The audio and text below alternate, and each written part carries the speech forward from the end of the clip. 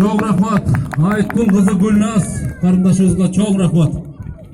Demek ki iki çıkarması menen arka sıra eldik folklorduk ansamblinin solisti Şaripbek Ulu Rasul'du. Aycarık çıkarması menen kutu olabız. Hurmatly dostlar.